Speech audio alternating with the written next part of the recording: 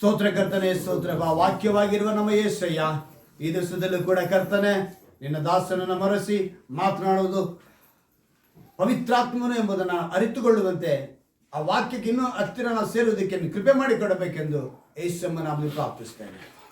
Hallelujah, ಹಲ್ಲೆಲೂಯಾ, ಹಲ್ಲೆಲೂಯಾ. ಯೇಸು ಒಂದು ಕಡೆ ಹೇಳ್ತಾರೆ, ತನ್ನ ಒಂದು ವ್ಯಕ್ತಿತ್ವವನ್ನು ಅವರು ಹೇಗೆ ತಂದೆಯಾಗಿದ್ದರು, ಕುಮಾರನಾಗಿದ್ದರು, ಪವಿತ್ರಾತ್ಮನಾಗಿದ್ದರು ಅಂತ ಹೇಳಿ ಯೋಹಾನನ ಬರೆದ ಸುವಾರ್ತೆಯಲ್ಲಿ ಒಂದು ಅದ್ಭುತವಾಗಿ ಒಂದು ಮಾತನ್ನು ಬರೆಯಲ್ಪಟ್ಟಿದೆ. ಏನಕ್ಕೆ ಆ ಮಾತನ್ನ ಬರೆದ್ರು ಅಂತ ಹೇಳಿ ನಾವು ನೋಡುವಾಗ 1000 ವರ್ಷದ ಆಳ್ವಿಕೆ ಇದೆ ಅಂತೆ. ಯಾರಿಗೆ? ಯೇಸು ಕ್ರಿಸ್ತನಿಗೆ 1000 ವರ್ಷದ ಆಳ್ವಿಕೆ ಇದೆ. ಆ ಆಳ್ವಿಕೆ ಬಂದು ಪರಲೋಕ ಅನ್ನೋದು ಈ ಭೂಮಿ ಮೇಲೆ ಸ್ಥಾಪಿಸಲ್ಪಡುತ್ತೆ. ಅವಾಗ ಈ ಭೂಮಿನೇ ಪರಲೋಕ ಥರ ಆಗೋಗುತ್ತೆ. ನೂತನ ಆಕಾಶ ನೂತನ ಭೂಮಿಯನ್ನು ಉಂಟು ಮಾಡುತ್ತೇನೆ ಅಂತೇಳಿ ಸತ್ಯವೇದ ತಿಳಿಸಲ್ಪಟ್ಟಿದೆ, ಪ್ರವಾದಿಗಳ ಮೂಲಕ ಹೇಳಲ್ಪಟ್ಟಿದೆ. ಯಾಕಂದರೆ ಈ ಭೂಮಿನ ಬೆಂಕಿಗೆ ಆಹುತಿಯಾಗಿ ದೇವರು ಇಟ್ಟಾಯಿತು. ನೆಕ್ಸ್ಟ್ ನೀರಿಂದ ಖಂಡಿತವಾಗಲೂ ಭೂಮಿನ ಅವರು ನಾಶ ಮಾಡಲ್ಲ ಅಂತ ಒಡಂಬಡಿಕೆ ಮಾಡಿಕೊಂಡು ಅದಕ್ಕೆ ಗುರುತಾಗಿ ಕಾಮನ ಬಿಲ್ಲನ್ನು ಕೊಟ್ಟಿದ್ದಾರೆ. ಆದರೆ ಇವತ್ತು ಬರುವಂಥ ಪ್ರವಾಹಗಳು ಅಥವಾ ಮಳೆನೋ ಇವೆಲ್ಲವೂ ಕೂಡ ನಮಗೆ ಎಚ್ಚರಿಕೆ ಪಡಿಸುವ ಗುರುತುಗಳಾಗಿದೆ ಹೊರತು ಅವು ನಾಶನಕ್ಕೆ ಒಂದು ಗುರುತಲ್ಲ. ಯಾಕಂದರೆ ಜಲಪ್ರಳಯ ಬಂದಾಗ ಭೂಮಿ ಒಡೆದು ಕೆಳಗಿನಿಂದ ಏನು ಬಂತಂತೆ, ನೀರು ಉಕ್ಕಿ ಮೇಲೆ ಬಂತು. ಅಂದರೆ ಇವಾಗ ಬೋರ್ವೆಲ್ ಹಾಕಿದ್ರೆ ಹೆಂಗೆ ನೀರು ಮೇಲಕ್ಕೆ ಬಂತು ಉಕ್ಕಿ, ಆ ರೀತಿಯಾಗಿ ಭೂಮಿ ಸಿಡಿದು ಇಲ್ಲಿಂದ ನೀರು ಮೇಲಕ್ಕೆ ಬಂತು. ಹಾಗೆ ಮಳೆನೂ ಬಂತು. ಆ ರೀತಿಯಾಗಿ ಜಲಪ್ರಳಯ ಆಗಿದ್ದು. ಆದರೆ ಇವಾಗ ನೀರು ಬರ್ತಾ ಇರೋದು ಮೇಲ್ಗಡೆ ಇರೋ ಮಳೆ ನೀರು ಬಿದ್ದು ಯಾವುದು ಕೆರೆ ನದಿ ತುಂಬಿ ಪ್ರವಾಹ ಬರ್ತಾ ಇದೆ ಹೊರತು ಇದು ನೋಹನ ಕಾಲದಲ್ಲಿ ಬಂದಂಥ ಪ್ರವಾಹವೂ ಅಲ್ಲ, ಯಾವುದಲ್ಲ. ಯಾಕಂದರೆ ಇವಾಗ ವಿಜಯವಾಡದಲ್ಲಿ ಒಂದು ನಡೀತು, ಎಲ್ರಿಗೂ ಗೊತ್ತಲ್ವಾ. ಅದು ಎಲ್ಲರೂ ಏನು ಅನ್ಕೊಂತಾರೆ, ಕ್ರಿಸ್ತನ ಬರೋಣಕ್ಕೆ ಹತ್ತಿರವಾಗೋಯ್ತು ಅಂತ ಅನ್ಕೊಂತಾರೆ. ನಾನು ಕಳೆದ ದಿವಸದಲ್ಲೇ ನಿಮ್ಗೆ ಹೇಳಿದೆ, ಕ್ರಿಸ್ತನ ಬರುವಿಕೆಗೆ ಕೆಲವು ಸೂಚನೆಗಳನ್ನು ನಾನು ಲೆಕ್ಕಾಚಾರವಾಗಿ ಹೇಳಿದೆ. ಅವರಿಗೆ 1 ವರ್ಷ 1 ದಿನ. ಹಾಗಿರುವಾಗ ನೆಕ್ಸ್ಟ್ ಅವ್ರು ನಮ್ಮನ್ನು ಆಳ್ವಿಕೆ ಮಾಡುವಾಗ ಅವರು 1000 ವರ್ಷ ಆಳ್ವಿಕೆ ಮಾಡ್ತಾರೆ ಅಂದರೆ ಅವಾಗ ನಮ್ಗೆ ಎಷ್ಟು ದಿವಸ ಆಗುತ್ತೆ ಯೋಚನೆ ಮಾಡ್ಕೊಳ್ಳಿ. ಯಾಕಂದರೆ 1 ದಿನ ಅವರಿಗೆ 1000 ವರ್ಷ. ಅಲ್ಲಿಗೆ 6000 ವರ್ಷ ಲೆಕ್ಕ ಮಾಡಿದ್ರೆ ನಾವು ಎಷ್ಟು ವರ್ಷಗಳ ಕಾಲ ಬದುಕ್ತೀವಿ? ಇವತ್ತು ನಾವು ಬರೀ 80ಕ್ಕೆ ನಮ್ಮ ಲಾಸ್ಟ್. ಎಷ್ಟಕ್ಕೆ ಲಾಸ್ಟ್ ನಾವು? 70 ಇಲ್ಲ ಅಂದ್ರೆ 80 ಅಂತ ಬರೆಯಲ್ಪಟ್ಟಿದೆ ಅಲ್ವಾ. ಹಾಗಿರೋವಾಗ ನೆಕ್ಸ್ಟ್ ಅವರ 1000 ವರ್ಷದ ಆಳ್ವಿಕೆಯಲ್ಲಿ ಅವರ ಆನಂದವು ನಮ್ಮಲ್ಲಿ ಪರಿಪೂರ್ಣವಾಗಿರುವಂತೆ ನಮ್ಮನ್ನ ಇವತ್ತು ಸರಿಪಡಿಸ್ತಾ ಇದ್ದಾರೆ. ಅದರಲ್ಲಿ ಮುಖ್ಯವಾಗಿ ಇವತ್ತಿನ ಪ್ರಪಂಚದಲ್ಲಿ, ಇವತ್ತಿನ ಲೋಕದಲ್ಲಿ ಮನುಷ್ಯನಿಗೆ ಬರುವಂಥ ವಿರೋಧಗಳು ಮೊದಲನೇದಾಗಿ ದೇವರ ವಿಷಯದಲ್ಲಿ. ಯಾವ ವಿಷಯದಲ್ಲಿ ಬರ್ತಾ ಇದೆ? ಈ ದೇವರ ವಿಷಯದಲ್ಲಿ ಆದಿಯಿಂದ ಇವತ್ತಿನವರೆಗೂ ಏನು ಗೊತ್ತಾ? ವಿರೋಧಗಳು. ನನ್ನ ದೇವರು ಹೆಚ್ಚು, ನಾನು ಆರಾಧಿಸುವ ದೇವರು ಸತ್ಯ ದೇವರು, ನನ್ನ ದೇವರೇ ಈ ಭೂಮಿನ ಉಂಟು ಮಾಡಿದ್ದು ಅಂತೇಳಿ ಹಲವು ಪಂಗಡಗಳು, ಹಲವು ಜನಗಳು ಹೇಳಿಕೊಂಡು ಬರ್ತಾ ಇದ್ದಾರೆ. ಆದರೆ ಎಲ್ಲದಕ್ಕೂ ಸತ್ಯ ಎಂದು ಪುರಾವೆ ತೋರಿಸಿರುವುದು ಈ ಸತ್ಯವೇದ ಮಾತ್ರ. ಈ ಸತ್ಯವೇದ ಮಾತ್ರ ಇವತ್ತಿನ ಅದಕ್ಕೆ ನಮ್ಮ ಭಾಷೆ, ನಮ್ಮ ಕನ್ನಡದಲ್ಲಿ ತುಂಬಾ ಒಳ್ಳೆ ವರ್ಡ್ ಯೂಸ್ ಮಾಡಿದ್ದಾರೆ. ಇದಕ್ಕೆ ಏನಂತ ಹೇಳಿದ್ದಾರೆ? ಸತ್ಯವೇದ. ಬೈಬಲ್ ಅಂದ್ರೆ ಏನು ಗೊತ್ತಾ? ಅದು ಬಿಬ್ಲಿಕಲ್ ಭಾಷೆ ಅಥವಾ ಬಿಬ್ಲಿಕಲ್ ಲ್ಯಾಂಗ್ವೇಜ್ ಅಥವಾ ಇಬ್ರಿಯ ಭಾಷೆಯಲ್ಲಿ ಪುಸ್ತಕ ಅಂತ ಅರ್ಥ ಅಷ್ಟೇ. ಏನದು? ಪುಸ್ತಕ. ಬೈಬಲ್ ಅಂದ್ರೆ ಪುಸ್ತಕ ಮಾತ್ರ. ಆದರೆ ಈ ವೇದ, ಸತ್ಯ ವೇದ ಅಂತೇಳಿ ನಮ್ಮ ಭಾಷೆಯಲ್ಲಿ ಅದನ್ನು ತರ್ಜುಮೆ ಮಾಡಿದ್ದಾರೆ. ಈಗ ಇಂಗ್ಲಿಷ್ನಲ್ಲಿ ಬೈಬಲ್ ಅಂತ ಹೇಳುವಾಗ ಅದೇನಾಗುತ್ತೆ? ಬರೀ ಪುಸ್ತಕ. ಅದನ್ನ ನೆಕ್ಸ್ಟ್ ಏನ್ ಮಾಡಿದ್ರು? ಹೋಲಿ ಬೈಬಲ್ ಅಂತ ಮಾಡಿದ್ರು. ಅಂದ್ರೆ ಪರಿಶುದ್ಧ ಪವಿತ್ರವಾದ ಒಂದು ಪುಸ್ತಕ. ಆಗ ಇದಕ್ಕೇನಾಯಿತು? ಬೆಲೆ ಬಂತು. ಇವತ್ತು ಪುಸ್ತಕ ಅನ್ನೋ ರೀತಿಯಲ್ಲಿ ಬಹಳಷ್ಟಿದೆ. ಆದರೆ ದೇವರು ಒಂದು ನಮಗೆ ಕೊಟ್ಟಿರುವಂಥ ಈ ಒಂದು ಸತ್ಯವೇದ, ಪವಿತ್ರ ಗ್ರಂಥ ಏನು ಹೇಳುತ್ತೆ? ತನ್ನ ತ್ರಾಯೇಕ 3 ವ್ಯಕ್ತಿತ್ವದಲ್ಲಿ ಪ್ರತ್ಯಕ್ಷರಾದರು. ಅದನ್ನು ಯೋಹಾನನ ಮೂಲಕ ತಿಳಿಸಿ, ಆ ಯೋಹಾನನ ಮೂಲಕ ದೇವರು ನನಗೆ ನಾವು ಆ ಆನಂದದಲ್ಲಿ ಪರಿಪೂರ್ಣರಾಗಬೇಕು. ತ್ರಾಯೇಕದಲ್ಲೇ ನಮಗೆ ಪರಿಪೂರ್ಣ ಆನಂದ ಇರೋದು. ಹಲ್ಲೆಲೂಯಾ. ಎಲ್ಲಿ ಪರಿಪೂರ್ಣ ಆನಂದ ಇದೆ? ತ್ರಾಯೇಕದಲ್ಲಿ. ತಂದೆ, ಕುಮಾರ, ಪವಿತ್ರಾತ್ಮ, ಇದರಲ್ಲೇ ನಮಗೆ ಆನಂದ ಬರಬೇಕು. ಈ ಒಂದು ವಿಷಯದಲ್ಲೇ ನಾವು ನೆಲೆಗೊಳ್ಳಬೇಕು. ಈ ಒಂದು ಉಪದೇಶದಲ್ಲೇ ನಾವು ನೆಲೆಗೊಳ್ಳಬೇಕು. ಇದರಲ್ಲಿ ನೆಲೆಗೊಳ್ಳುವಾಗ ದೇವರು ನಮ್ಮನ್ನ ಉನ್ನತವಾದ ಆ 1000 ವರ್ಷದ ಆಳ್ವಿಕೆಯಲ್ಲಿ ನಮ್ಮನ್ನು ಸೇರಿಸಿಕೊಳ್ತಾರೆ. ಯೋಹಾನ ಬರೆದ ಸುವಾರ್ತೆ 17ನೇ ಅಧ್ಯಾಯದಲ್ಲಿ ನಾನು ಅನೇಕ ಸಲ ಇದನ್ನು ಹೇಳಿದ್ದೀನಿ. ಇವತ್ತು ಮತ್ತೆ ಇನ್ನೊಂದ್ಸಲಿ ದೇವರು ನಮಗೆ ಜ್ಞಾಪಕಕ್ಕೆ ತಂದು ಒಂದು ವಿಶೇಷವಾದ ಕಾರ್ಯವನ್ನು ಅವರು ತಿಳಿಸುವರಾಗಿರ್ತಾರೆ. 17ನೇ ಅಧ್ಯಾಯ 11ನೇ ವಾಕ್ಯವನ್ನು ನಾವು ಗಮನಿಸುವಾಗ ಅದರಲ್ಲಿ ಹೇಳಲ್ಪಡ್ತಾ ಇದೆ, ಇನ್ನು ನಾನು ಲೋಕದಲ್ಲಿ ಇರುವುದಿಲ್ಲ, ಇವರು ಲೋಕದಲ್ಲಿ ಇರುತ್ತಾರೆ. ಇದು ಯೇಸು ಕ್ರಿಸ್ತನು ಭೂಮಿ ಮೇಲೆ ಇರುವಾಗ ತಂದೆಯೊಂದಿಗೆ ಸಂಭಾಷಣೆ ಮಾಡ್ತಾ ಇರೋದು. ಯಾರೊಂದಿಗೆ? ತಂದೆಯಾದ ದೇವರಿಗೆ. ಇಲ್ಲಿ ಮೇಲ್ಗಡೆ ನೀವು ಅದೇ ಸ್ಟಾರ್ಟಿಂಗ್ ಇಂದ ನೋಡಿದ್ರೆ ಅವ್ರು ತಂದೆಯೊಂದಿಗೆ ಮಾತನಾಡೋದನ್ನ ಅಲ್ಲಿ ಬರೆಸಿರ್ತಾರೆ. ಯೋಹಾನನ ಮೂಲಕ ಇದನ್ನು ಬರೆಸ್ತಾರೆ. ಈಗ ತಂದೆಯಾದ ದೇವರ ಬಳಿ ಅವ್ರು ಏನಂತ ಹೇಳ್ತಿದ್ದಾರೆ? ಇನ್ನು ನಾನು ಲೋಕದಲ್ಲಿ ಇರುವುದಿಲ್ಲ, ಇವರು ಲೋಕದಲ್ಲಿ ಇರ್ತಾರೆ.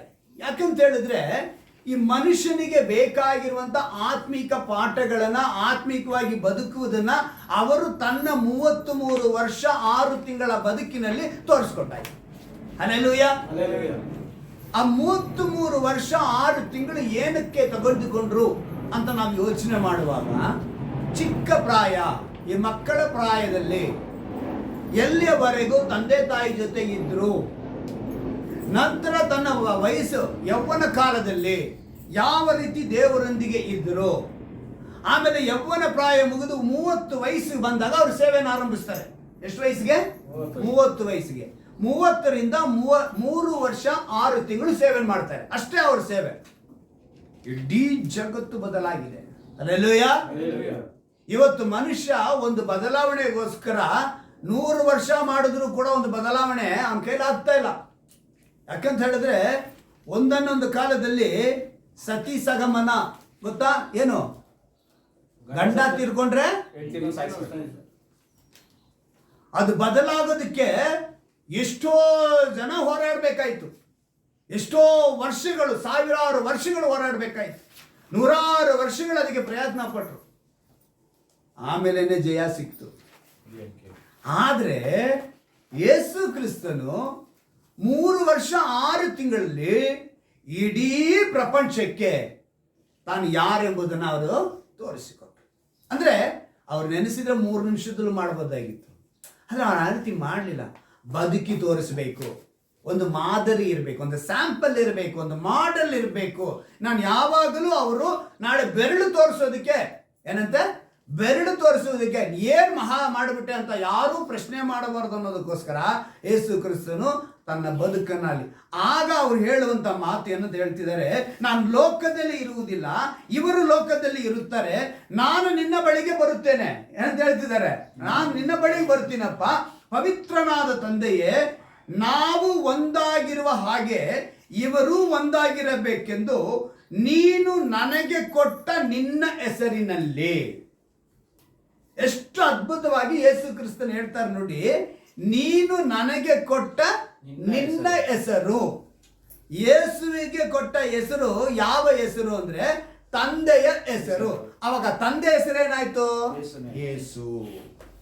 ಅವ್ರು ಹೇಳ್ತಾರೆ, ನೀನು ನನಗೆ ಕೊಟ್ಟ ನಿನ್ನ ಹೆಸರಿನಲ್ಲಿ ಇವರನ್ನು ಕಾಯಬೇಕು. ನಾನು ಇವರ ಸಂಗಡ ಇದ್ದಾಗ ನೀನು ನನಗೆ ಕೊಟ್ಟಿರುವ ನಿನ್ನ ಹೆಸರಿನಲ್ಲಿ ಇವರನ್ನು ಕಾಯುತ್ತಾ ಬಂದೆನು. ಹಲ್ಲೆಲೂಯಾ. ಅದೇ ಹೆಸರಿನಲ್ಲಿ ಇವತ್ತು ಕಾಯ್ಕೊಂಡು ಬರ್ತಾ ಇದ್ದಾರೆ. ಅಲ್ಲಿಗೆ ತಂದೆ ಹೆಸರು ಯೇಸು ಅಂತಾಯ್ತು, ಕುಮಾರನ ಹೆಸರು ಏನಾಯ್ತು? ಯೇಸು ಅಂತಾಯ್ತು.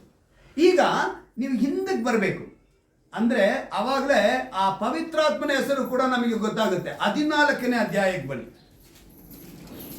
ಯೋಹಾನ ಬರೆದ ಸುವಾರ್ತೆ 14ನೇ ಅಧ್ಯಾಯ, ಅಲ್ಲಿ ಏನಂತ ಬರೆಯಲ್ಪಟ್ಟಿದೆ ನೋಡುವಾಗ ಅಲ್ಲಿ 26ನೇ ವಾಕ್ಯದಲ್ಲಿ ನಾವು ಗಮನಿಸ್ತೇವೆ. 25 ಓದ್ತೀನಿ ಕೇಳಿ. ಈ ಮಾತುಗಳನ್ನು ನಾನು ಇನ್ನು ನಿಮ್ಮ ಬಳಿಯಲ್ಲಿ ಇರುವಾಗ ನಿಮಗೆ ಹೇಳಿದ್ದೇನೆ. ಅಂದ್ರೆ ನಮ್ಮ ಬಳಿಯಲ್ಲಿ ಇದ್ದಾಗಲೇ ಯೇಸು ಹೇಳ್ತಿದ್ದಾರೆ ಈ ಮಾತನ್ನ. ಆದರೆ ಆ ಸಹಾಯಕನು, ಅಂದರೆ ನನ್ನ ಹೆಸರಿನಲ್ಲಿ ತಂದೆಯು ಕಳಿಸಿಕೊಡುವ. ಯಾರಂತೆ? ತಂದೆ ಯಾರನ್ನು ಕಳಿಸ್ಕೊಡ್ತಾ ಇದ್ದಾರೆ? ಯಾವ ಹೆಸರಿನಲ್ಲಿ ಕಳಿಸ್ಕೊಡ್ತಾ ಇದ್ದಾರೆ? ಯೇಸು ಎಂಬ ಹೆಸರಿನಲ್ಲಿ ಕಳಿಸಿಕೊಡುವ ಪವಿತ್ರಾತ್ಮನೇ ನಿಮಗೆ ಎಲ್ಲವನ್ನ ಉಪದೇಶಿಸಿ ನಾನು ನಿಮಗೆ ಹೇಳಿದ್ದನ್ನೆಲ್ಲ ನಿಮ್ಮ ನೆನಪಿಗೆ ತರುವೆನು. ಮುಗಿದೋಯ್ತಾ? ತಂದೆ ಹೆಸರು ಏನಂತ ಗೊತ್ತಾಯ್ತು, ಕುಮಾರನ ಹೆಸರು ಗೊತ್ತಾಯ್ತು, ಪವಿತ್ರಾತ್ಮನ ಹೆಸರು ಗೊತ್ತಾಯ್ತು. ಇದರಲ್ಲಿ ಅವರಿಗೊಂದು ಆನಂದ ಇದೆಯಂತೆ. ಯಾರಿಗೆ? ಯೇಸು ಕ್ರಿಸ್ತನಿಗೆ ಒಂದು ಆನಂದ. ಆ ಆನಂದನ ಅವ್ರು ಹೇಳಿ ತೋರಿಸ್ತಾರೆ. ನಾವು ಎಲ್ಲಿಗೆ ಬರ್ಬೇಕಂದ್ರೆ 17ನೇ ಅಧ್ಯಾಯಕ್ಕೆ ಬರ್ಬೇಕು. ಮತ್ತೆ 17ನೇ ಅಧ್ಯಾಯಕ್ಕೆ ಬಂದಾಗ 13ನೇ ವಾಕ್ಯವನ್ನ ಗಮನಿಸುವಾಗ, ಆದರೆ ಈಗ ನಿನ್ನ ಬಳಿಗೆ ಬರುವನಾಗಿದ್ದೇನೆ, ಆದುದರಿಂದ ಇವರಲ್ಲಿ ನನ್ನ ಆನಂದವು ಪರಿಪೂರ್ಣವಾಗಿರುವಂತೆ ಲೋಕದಲ್ಲಿದ್ದು ಈ ಮಾತುಗಳನ್ನು ಆಡುತ್ತೇನೆ. ಹಲ್ಲೆಲೂಯಾ. ಅವರಲ್ಲಿದ್ದಂಥ ಆನಂದ ಇದೇನೆ. ಆ ಆನಂದವು ನಮ್ಮಲ್ಲಿ ಪರಿಪೂರ್ಣ ಆಗಬೇಕು.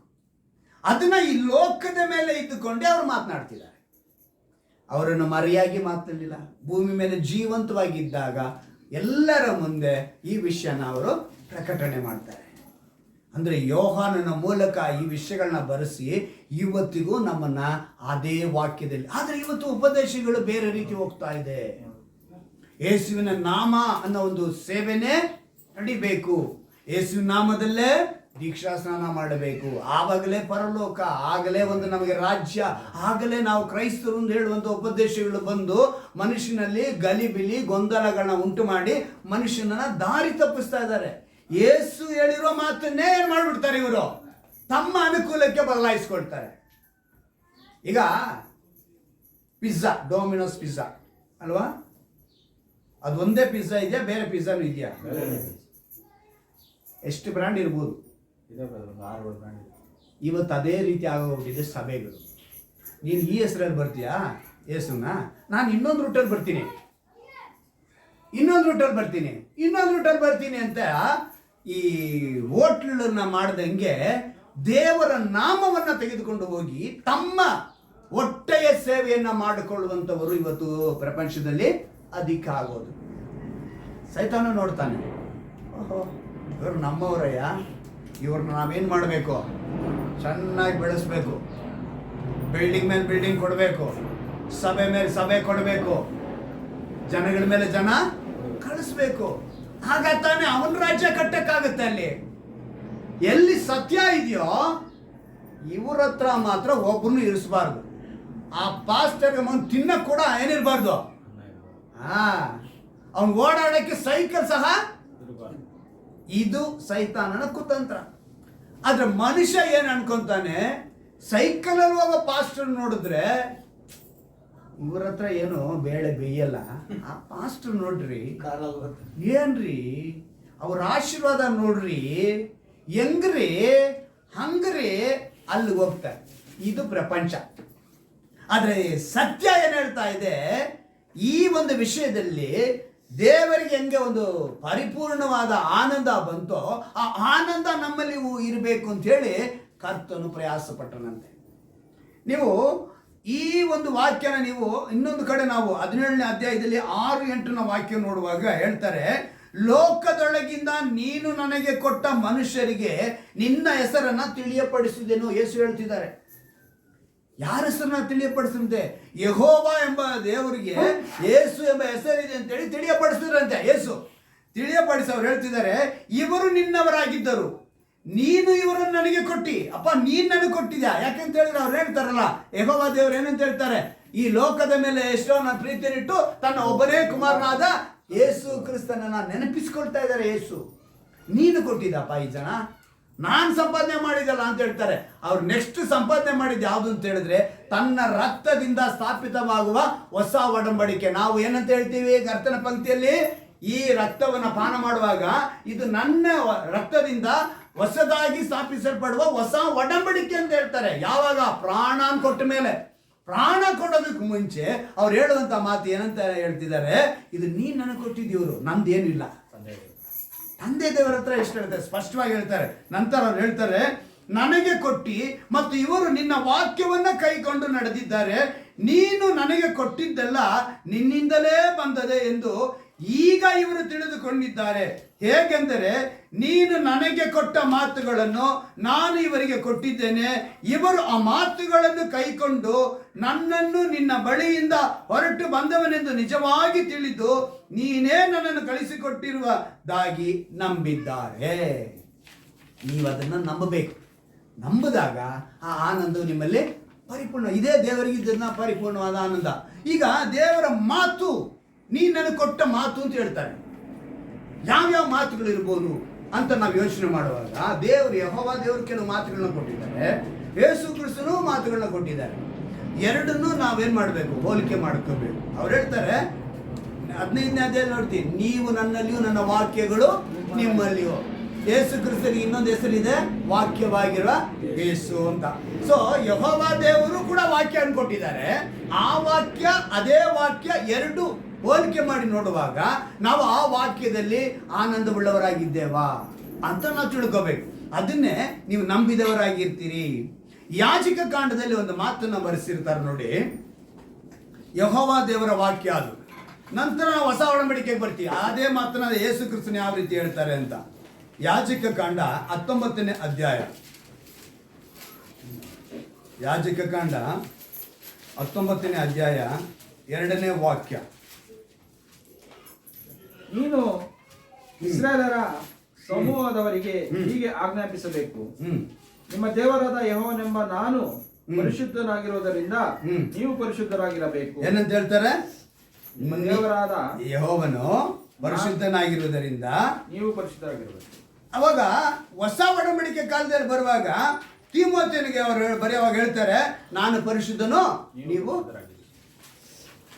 ಈಗ ಇಲ್ಲಿ ಹೇಳ್ತಾರೆ, ಅಲ್ಲಿ ಹೇಳ್ತಾರೆ. ಈಗ ತಂದೆಯಾದ ದೇವರು ಏನು ಹೇಳ್ತಿದ್ದಾರೆ, ನಾನು ಪರಿಶುದ್ಧನು ಅಂತ. ಇಲ್ಲಿ ಹೊಸ ಒಡಂಬಡಿಕೆ ಕಾಲಕ್ಕೆ ಬಂದಾಗ ಯೇಸು ಕ್ರಿಸ್ತನ ಹೇಳ್ತಾರೆ, ನಾನು ಪರಿಶುದ್ಧನು, ನೀವು ಪರಿಶುದ್ಧರಾಗಿ. ಅವಾಗ ವಾಕ್ಯನ ಹೇಗೆ ಸಮವಾಗಿ ತಗೊಂಬಂದು ನಮ್ಮಲ್ಲಿ ಹಂಚ್ತಾ ಇದ್ದಾರೆ.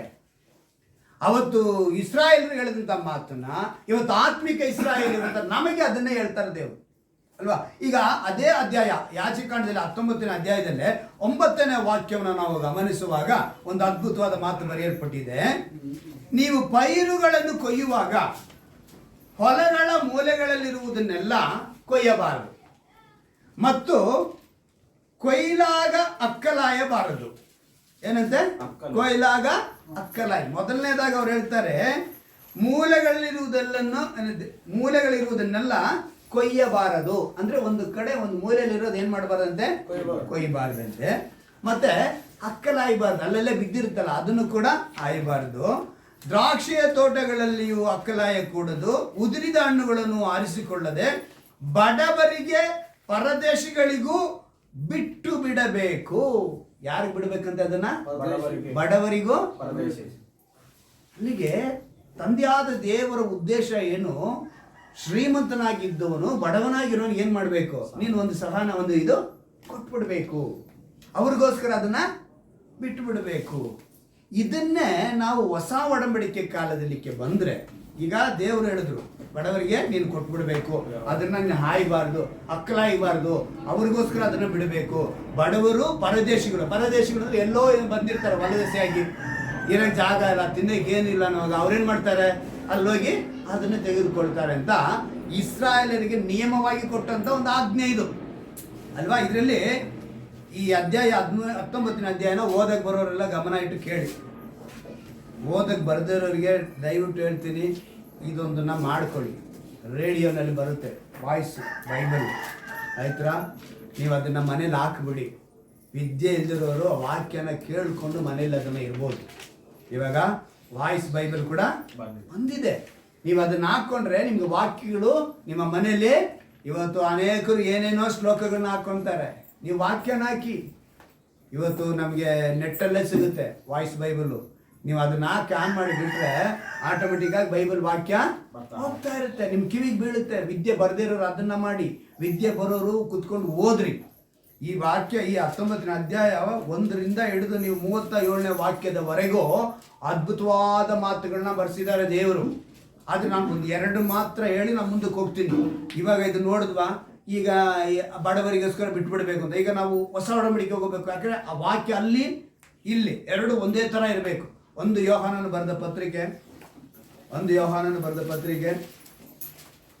3ನೇ ಅಧ್ಯಾಯ 16ನೇ ವಾಕ್ಯದಿಂದ ಓದ್ತೀನಿ, ಗಮನ ಕೇಳಿ.